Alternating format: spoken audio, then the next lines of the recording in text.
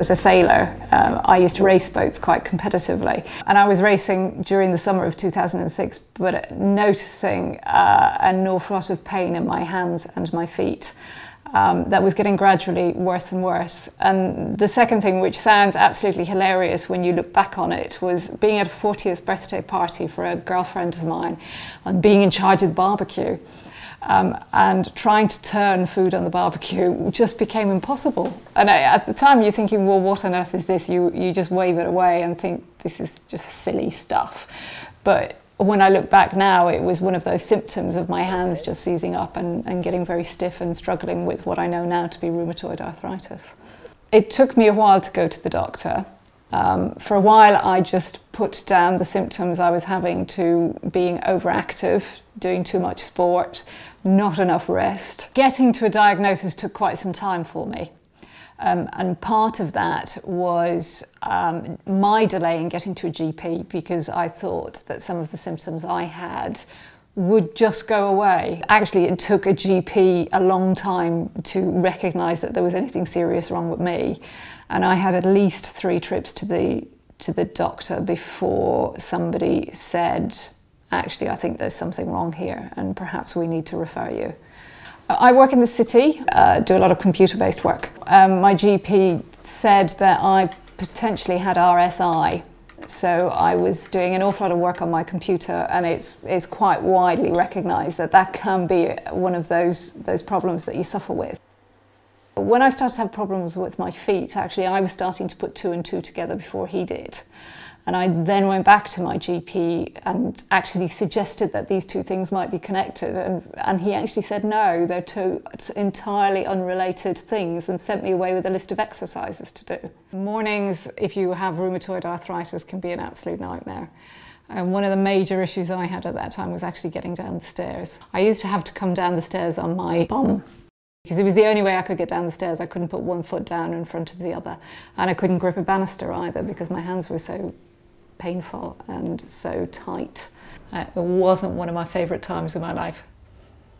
I did end up in tears with the GP and really start to beg somebody to take this seriously. And gratefully at that time, I actually saw another GP who said, I think there's something serious going on here, and got me a referral. From then on in, things started to move quite a pace. And even on my first appointment, the rheumatologist suggested that it might be rheumatoid arthritis. I take quite a combination of drugs now. I take steroids on a daily basis. I also take methotrexate every week, and then I inject one of the new biologics once every couple of weeks. They're expensive, but they really work for me. And the good thing is that there's a lot of research going on at the moment about those drugs.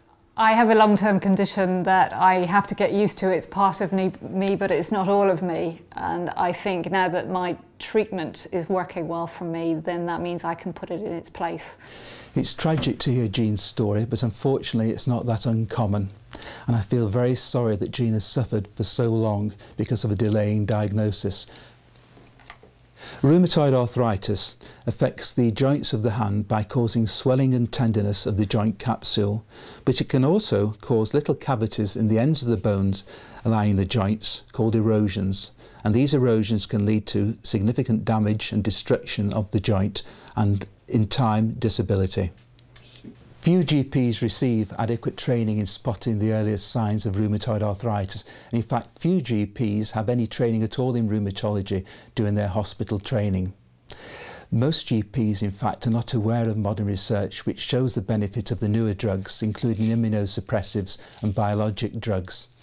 These drugs can stop erosions developing, and crucially they can enable patients to return to work as quickly as possible and carry on with their normal activities of daily living. There is no specific diagnostic test for rheumatoid arthritis.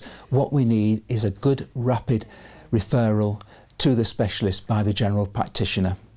Specialists, when they get these referrals, prioritise them, and the patient will be seen within a matter of weeks. Patients themselves have some responsibility.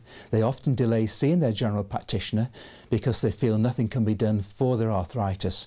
But when these patients go to see their GPs, if their GP does not refer them, then they should request a second opinion so that the specialist can see them and investigate them as soon as possible.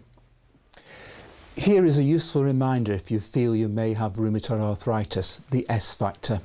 If you have stiffness, in other words, if the joints in your hands are swollen and stiff in the morning for 30 minutes or more, if you have swelling, persistent swelling of one or more joints, and if when you squeeze the joint you have tenderness or pain. If you have any of those S's, you could have early rheumatoid arthritis, and it's essential that you see your doctor as soon as possible. So with early treatment you can return to a normal life, but don't just take my word for it. Here's Jean with the last word.